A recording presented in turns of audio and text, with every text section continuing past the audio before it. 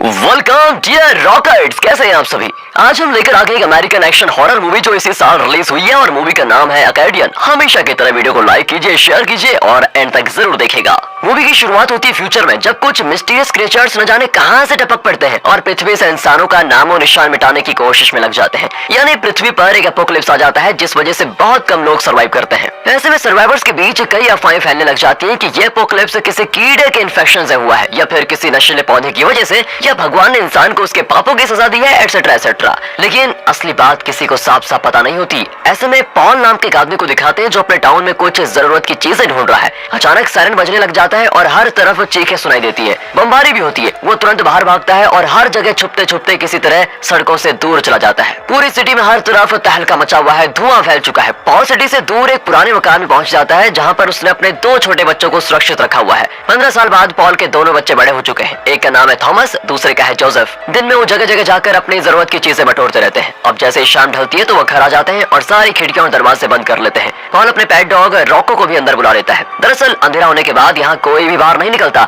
और आज पॉल के बेटे थॉमस को आने में बहुत देरी हो गई है तो पॉल उसको डांटता भी है। पर थॉमस बताता है कि मैं तो पड़ोसियों की मदद कर रहा था। असल में दोस्तों, इनके पड़ोस में रोज नाम की औरत की फैमिली रहती है जिनका एक फार्म भी है। थॉमस उनके कामों में हाथ बटा दिया करता है। अब डिनर के वक्त पॉल थॉमस को फिर से वार्न करता है कि देखो, अगली बार तुम लेट आए तो देखो अच्छा नहीं होगा, मैं हमेशा के लिए तुम्हें बाहर कर दूंगा दरवाजे से। अब इस बात पर जोसेफ अपने भाई थॉमस को चिढ़ाता है तो उनके बीच बहस हो जाती है। कुछ देर में ये बहस हाथापाई पे उतर आती है। पॉल फिर दोनों को अलग करते हुए कहता है कि इंसान हो, इंसान इंसान की तरह बिहेव करो। फिर दोनों भाई चेस खेलने में लग जाते हैं। तभी रोको अजीब तरह से भौंकने लगता है और इनको पता चल जाता है कि कुछ गड़बड़ होने वाली है। पॉल और थॉमस नीचे जाते हैं तो कोई दरवाजा पीट रहा होता है। दरअसल वो कुछ मिस्टीरियस क्रिएचर्स अंदर आने की कोशिश कर रहे हैं। दोनों मिलकर दरवाजे को पकड़ कर रख देते हैं, पर वो क्रिएचर्स पीटना नहीं छोड़ते। लेकिन कुछ देर के बाद वो हार मानकर चले जाते हैं। अब थॉमस जोसेफ पर गुस्सा करता है कि तुम हमारी मदद करने क्यों नहीं आए। जोसेफ कहता है कि अरे मैं उन क्रिएचर्स को समझने की कोशिश कर रहा था। असल में पहले उन्होंने 10 सेकंड्स के दरवाजा पीटा, अगले बार 20 सेकंड्स, लेकिन आखिरी बार उन्होंने सिर्फ 1 सेकंड ही पीटा। वो बताता है कि पहली बार दरवाजा पीटकर वो टेस्ट करते हैं कि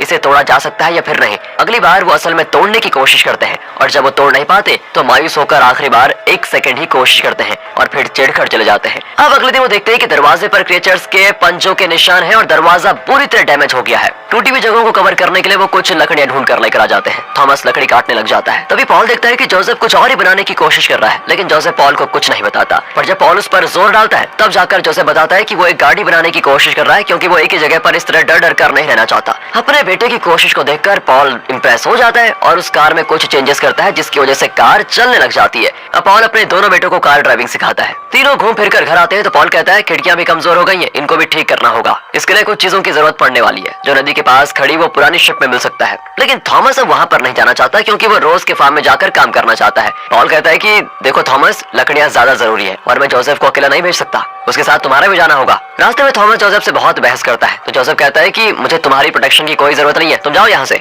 एंड थॉमस को और चाहिए क्या था, वो फार्म के पास ही उतर जाता है और जोसेफ अकेला ही नदी के पास चला जाता है। यहाँ पॉल दरवाजे को ठीक करके झरने के पास बैठकर मस्त स्मोक कर रहा होता है। तभी पत्थरों के बीच वो एक काला गड्ढा देखता है। दूसरी ओर जोसेफ नदी के पास जाता है और खुद को कार से बांधकर एक पुरानी शिप के अंदर उतरता है जहाँ पर शायद उसे कुछ जरूरी चीजें मिल जाएं। और अंदर एक लॉकर में उसको एक अश्लील पोस्टर मिलता है जिसको देखकर जोसेफ चौंक जाता है। अचानक कचरे के ढेर से हजारों कीड़े निकल आते हैं। किसी तरह उनसे बचकर वो बाहर निकल आता है। वहाँ थॉमस को दिखाते हैं तो वो रोज के फार्म पर काम करता है, लेकिन असल में उसका मकसद है रोज की बेटी चार्लेट से मिलना। थॉमस और चार्लेट को एक दूसरे पे अच्छा वाला क्रश है। दोनों फार्म में टहलने निकल जाते हैं। चार्लेट बताती है कि बचपन में मेरे पेरेंट्स मुझे बहुत दूर जाने से मना करते थे, लेकिन अब मैं आजाद होकर खेलना चाहती हूँ। उसने दोस्तों एक तरकीब निकाली है। वो खुद को एक पेड़ से बांध देती है ताकि वो कुछ दूर भाग भी सके और उसे पता भी हो कि वो अपने दायरे से बाहर नहीं जा रही। फिर जब थॉमस के जाने का वक्त आता है तो चार्लेट उदास होकर उसके सीने से लग जाती है। अब शाम ढलने लग जाती है तो थॉमस घर की ओर दौड़ लगाता है। वहाँ दिखाते हैं जोसेफ की गाड़ी स्टार्ट ही नहीं होती। वो घबराकर बार बार कोशिश करता है और आखिरकार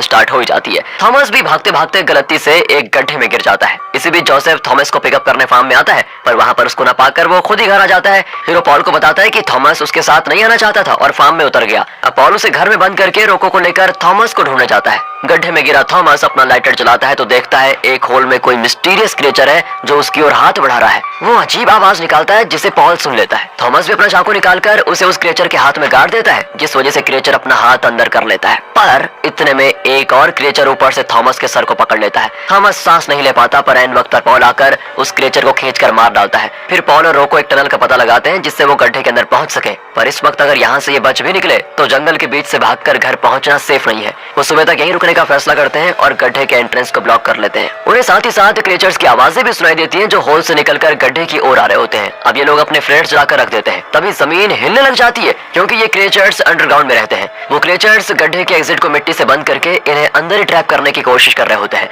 इसी बीच रोको भौंकने बंद नहीं करता और अब जमीन में एक होल बन रहा होता है जिसके जरिए क्रिएचर्स आने वाले हैं। पॉल थॉमस और रोको को पीछे जाने के लिए कहता है और उस होल में अपना एक फ्लेयर फेंक देता है, लेकिन वो क्रिएचर्स पॉल को पकड़ने की कोशिश करते हैं, लेकिन पॉल एक एक्सप्लोजन करवा देता है जिसमें उसे खुद भी काफी चोट लगती है। यहाँ घर पर जोसेफ को क्रिएचर्स की आवाजें सुनाई देती है। वो एक प्लान बनाता है। कुछ देर के बाद वो एक चेयर पर बैठा सो रहा होता है और चेयर पर एक रस्सी बंधी होती है। तभी ये क्रिएचर दरवाजे की लकड़ी हटाकर अपना हाथ अंदर करता है और अपने लंबे नाखूनों से चेक करता है कि असल में वो सो रहा है या फिर नहीं। और जब जोसेफ बिल्कुल भी नहीं हिलता तो क्रिएचर अंदर आ जाता है और तब रिवील होता है कि जोसेफ सो नहीं रहा था बल्कि उसने क्रिएचर के लिए ट्रैप बिछाया हुआ था। जैसे उसने रस्सी खींची तो एक पिंजरा फर्श पर गिरा जिसके अंदर क्रिएचर कैद हो गया। अब जोसेफ बड़ा खुश हो जाता है कि उसने इतनी समझदारी का काम किया। वो पिंजरे को एक कपड़े से ढककर आराम से सो जाता है, लेकिन अगली सुबह तक पॉल और थॉमस आते नहीं तो वो परेशान हो जाता है। वो तुरंत गाड़ी लेकर उनकी तलाश में निकल जाता है। यहाँ थॉमस मिट्टी हटाकर बाहर निकलने में कामयाब हो जाता है और अपने घायल पिता पॉल को भी बाहर लेकर आ जाता है। इसी बीच गाड़ी की आवाज को सुनकर रोको जोसेफ के पास जाता है और उसे पॉल और थॉमस के पास लेकर आता है। फिर वो पॉल को घर लेकर आ जाते हैं। थॉमस पिंजरे से कपड़ा हटाता है तो वो क्रिएचर चिल्लाने लग जाता है। जोसेफ फिर उसका कपड़ा डालकर थॉमस को बताता है कि इन क्रिएचर्स को रोशनी पसंद नहीं है। फिर वो पॉल की मरहम पट्टी कर देते हैं। जोसेफ बताता है कि कल रात ये क्रिएचर 8 सेकंड में घर में घुस गया था और अब तक इनका रिकॉर्ड है क्योंकि इतनी जल्दी वो कभी अंदर नहीं आ पाते थे। इतना ही नहीं, एक और क्रिएचर भी था जो अंदर आने के बजाय यहाँ से चला गया। इन क्रिएचर्स के बिहेवियर में बदलाव आ रहा है जो कि अच्छी बात नहीं है। थॉमस बताता है कि शायद ये क्रिएचर इंटेलिजेंट बन गए हैं क्योंकि कल रात हमने कुछ क्रिएचर्स को एक गड्ढे में मार डाला था और शायद ये क्रिएचर उसका बदला लेने आया होगा। इस पर जोसेफ कहता है कि देखो, मुझे नहीं लगता तुमने और पापा ने मिलकर उन क्रिएचर्स को मारा होगा। असली काम तो पापा ने किया होगा, तुम तो बस यूं ही खड़े रहे होंगे, मुझे पता है। थॉमस भी चिढ़कर पिंजरे में बंद क्रिएचर को मारना चाहता है। जोसेफ उसको रोकता है क्योंकि वो क्रिएचर को स्टडी करना चाहता है और इनकी लड़ाई में वो पिंजरा खुल जाता है और क्रिएचर बाहर आकर बेड के नीचे छिप जाता है। फिर जब रोको उस पर भौंकता है तो वो उस पर अटैक करने लग जाता है, लेकिन जोसेफ उसे कस के पकड़ लेता है और थॉमस उस क्रिएचर को काट डालता है। पर अभी जोसेफ उसके बारे में और जानना चाहता है। वो उसके शरीर को अपने शेड में लेकर जाता है और वहाँ काटने लगता है, लेकिन उसे कुछ समझ में नहीं आता। थॉमस पॉल को चार्लेट के घर लेकर जाना चाहता है क्योंकि उसके पास मेडिसिन है। पहले तो जोसेफ नहीं मानता क्योंकि उसे नहीं लगता कि वो इनकी मदद करेंगे, पर थॉमस जिद करता है कि अरे वो करेंगे मदद। तब वो मान जाता है और दोनों मिलकर पॉल को रोज के फार्म लेकर जाते हैं। पर जैसा जोसेफ ने कहा था, चार्लेट की माँ यानी रोज कहती है हमारे पास तो बहुत कम मेडिसिन है और पॉल इतना घायल है कि हम उसका इलाज यहाँ पर करवा ही नहीं पाएंगे। चार्लेट कैसे भी करके अपने पेरेंट्स को कन्विंस करने की कोशिश करती है कि प्लीज मान जाइए ना, लेकिन वो फिर भी नहीं मानते। हाँ, पर वो ये जरूर कहते हैं कि थॉमस को अपने साथ हम जरूर रख सकते हैं। बाकी वो जोसेफ को कहते हैं कि तुम अपने पिता को घर लेकर जाओ, वहाँ जो कुछ भी है अब सिर्फ तुम दोनों का है। ये सुनकर जोसेफ चिढ़कर चला जाता है। थॉमस उसके पीछे जाता है तो जोसेफ उसे दोष देता है कि तुम्हारी वजह से पापा की मौत होने जा रही है और तुम इतने सेल्फिश हो गए हो कि लोगों के साथ रहना चाहते हो, हमारे साथ नहीं। इस पर थॉमस गुस्से में जोसेफ का गला दबाने लग जाता है और जब उसे होश आता है कि वो क्या पागलपन कर रहा है तो वो तुरंत अपना हाथ हटा देता है। अब जोसेफ अपने बेहोश पिता को लेकर अपनी कार में निकल जाता है। थॉमस रोज फैमिली के साथ यहाँ आराम से रहने लग जाता है। उसे यहाँ बहुत बढ़िया खाना मिलता है ना, इसीलिए चार्लेट उसे अपनी चीजें दिखाती है जो थॉमस ने कभी देखी नहीं थी। फिर इनके बीच रोमांस भी होता है, लेकिन बीच में चार्लेट के पिता जाते हैं। वहाँ जोसेफ देखता है कि हर तरफ मिट्टी के ढेर पड़े हुए हैं, मतलब क्रिएचर्स मिट्टी को खोदकर अंडरग्राउंड में रेंग रहे हैं। घर के पास भी मिट्टी को देखकर जोसेफ डर जाता है कि जरूर क्रिएचर्स घर के नीचे हैं। फिर वो पॉल को एक जगह लेटाकर अपने शेड में जाता है। वो कोई बढ़िया सा प्लान बनाता है और वहाँ से चीजें बटोरकर खिड़की और दरवाजे ब्लॉक करने लग जाता है। एक जगह वो कारपेट पर पैर रखता है तो अंदर गिर जाता है, मतलब क्रिएचर्स पहले से मकान में घुस चुके हैं। वहाँ चार्लेट थॉमस को किचन में कुछ ढूंढते हुए देख लेती है। दरअसल थॉमस को अब भी अपने पिता और जोसेफ की बहुत फिक्र है। वो चार्लेट से विनती करता है कि मुझे अपने पापा के लिए मेडिसिन चाहिए प्लीज। वो भी थॉमस को दे देती है। थॉमस उसको गले लगा लेता है और प्रॉमिस करता है कि मैं जरूर लौटूंगा। पर इतने में चार्लेट के पापा आ जाते हैं। थॉमस वहाँ से भागने लग जाता है, लेकिन बाहर फार्म में काम करने वाले लोग उस पर गन तान देते हैं कि तुमने घर में चोरी की है। थॉमस उसे समझाता है कि नहीं चोरी नहीं की है मैंने, ये मेडिसिन खुद चार्लेट ने मुझे दी है। पर वो विश्वास नहीं करता और अपने सारे आदमियों को बुला लेता है और सभी मिलकर थॉमस को एक जगह पर बांध देते हैं और तेज म्यूजिक बजाने लग जाते हैं ताकि किसी को पता ही न चले कि वो थॉमस के साथ क्या कर रहे हैं। वो थॉमस के पैर कस के पकड़ लेते हैं और एक आदमी उसे शूट करने वाला होता है, पर इतने में जमीन में गड्ढा बन जाता है और थॉमस उसके अंदर। इस तरह वो गोली से बच गया था। कुछ आदमी उसे ढूंढते हुए गड्ढे के अंदर जाते हैं और तब गड्ढे से क्रिएचर निकलकर बाहर आता है। अब आवाज को सुनकर चार्लेट के पिता एक कैंडल लेकर चेक करने चाहते हैं कि अचानक एक क्रिएचर कमरे में घुसकर उस पर हमला कर देता है। कैंडल नीचे गिर जाती है जिससे कमरे में आग लग जाती है। अब क्रिएचर चार्लेट के पिता को छोड़कर चार्लेट की माँ पर हमला कर देता है, लेकिन पिता क्रिएचर को पकड़कर खींच लेते हैं और चार्लेट की माँ चार्लेट को ढूंढने के लिए भागती है। पर इतने में क्रिएचर उस पर हमला कर देता है। वो एक जहरीला पदार्थ उस पर उल्टी कर देता है। जब ये डरावनी आवाजें बंद हो जाती है तब चार्लेट अपने कमरे से बाहर निकलती है। वहाँ क्रिएचर्स के हाथों अपने पेरेंट्स की घिनौनी मौत को देखकर वो चीखने लगती है। दूसरी ओर फार्म के आदमियों पर क्रिएचर्स हमला कर देते हैं। वो क्रिएचर्स के सामना करते हैं, लेकिन एक एक करके खुद मारे जाते हैं। कुछ लोग बचकर भागते हैं, लेकिन जमीन के अंदर से और भी ज्यादा क्रिएचर्स निकलकर उनका काम ही खत्म कर देते हैं। उस जगह पे आग लग जाती है, जिसके दौरान थॉमस खुद को आजाद करने में सफल हो जाता है। पर प्रॉब्लम यह होती है कि एक क्रिएचर उसको देख लेता है। अब इससे पहले वो थॉमस पर हमला करता, चार्लेट उसे शूट कर देती है, लेकिन अब चार्लेट का घर जल चुका था और उसके पेरेंट्स भी नहीं बचे, जिस वजह से वो थॉमस के घर के लिए निकल जाते हैं। वहाँ जोसेफ को दिखाते हैं तो उस गड्ढे में फर्नीचर दबा देता है वो। फिर अपने पिता के माथे को चूमकर वो इनसे लड़ने की तैयारी करता है। इतने में थॉमस और चार्लेट वहाँ पर पहुंच जाते हैं। जोसेफ भी उन्हें अंदर ले लेता है क्योंकि उसे भी इनकी मदद की जरूरत पड़ेगी। वो पॉल को मेडिसिन देते हैं तो वो कहता है कुछ भी हो जाए इन क्रिएचर से लड़ना बंद मत करना बेटा। अब जोसेफ इन्हें अपना प्लान समझाता है। वो शेड से सारे फ्यूल कैन इकट्ठा कर देते हैं। इसी बीच रोको भौंककर इन्हें अलर्ट करता है कि खतरा पास आ रहा है। फिर वो एक पुराना फ्रीजर घर के अंदर लेकर आ जाते हैं। थॉमस और चार्लेट हर खिड़की पर लकड़ी लगाकर कील ठोक देते हैं ताकि वो मजबूत रहे। जोसेफ फर्नीचर के ढेर पर पेट्रोल डाल देता है। उस पर वो कुछ एक्सप्लोजिव्स लगा देता है जो शेड में उसको मिले थे,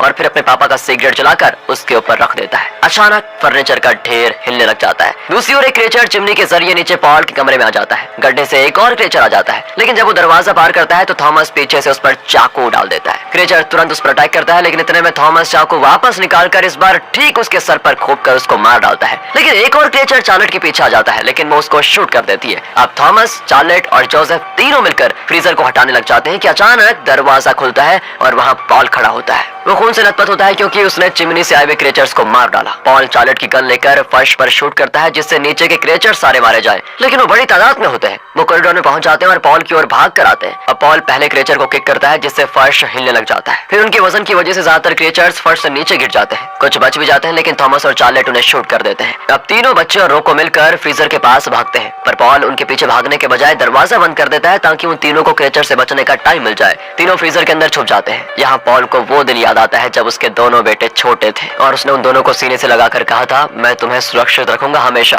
इतने में क्रिएचर्स का एक और झुंड वहाँ पर आ जाता है। इसी बीच फर्नीचर का ढेर एक्सप्लोड होता है, जिस वजह से पूरा घर जलने लग जाता है। अब फ्रीजर लुढ़कने लगता है और बहुत देर बाद जब वो रुकता है तो तीनों बाहर निकलकर पॉल को ढूंढने लग जाते हैं। और अचानक एक क्रिएचर इनकी ओर झपटता है। वो जल्दी से कार के पास पहुंचते हैं और उस क्रिएचर से बचकर कैसे भी करके निकल जाते हैं। वैसे उस क्रिएचर पर आग लगी होती है और वो इनको चेस करने लग जाता है। चार्लेट उसे शूट करती है, लेकिन उसे कुछ नहीं होता। इसीलिए जब वो पास आता है तो चार्लेट उसे अपनी गन से मारकर गिरा देती है। कुछ मील कार में जाकर वो एक जगह रुक जाते हैं जहाँ वो तारे देखते हैं। उन्होंने पहले कभी तारे नहीं देखे थे क्योंकि शाम होते ही वो क्रिएचर्स के डर से अपने घरों में कैद हो जाते थे। अगली सुबह वो घर लौटते हैं तो फैसला करते हैं अब वो इस घर को फिर से नहीं बनाएंगे। वो कुछ जरूरी चीजें ले लेते हैं और फिर अपने पेरेंट्स को दफनाते हैं। उन्हें अलविदा कहकर वो एक अलग जगह पर निकलने के लिए तैयार हो जाते हैं और इसी के साथ ये मूवी यहाँ पर खत्म होती है। बाकी अगर आपको वीडियो अच्छी लगी हो, एक्सप्लेनेशन अच्छा लगा हो तो लाइक कीजिए, चैनल को सब्सक्राइब। मिलते हैं अगली वीडियो में, ध्यान रखिएगा अपना and finally thanks for watching.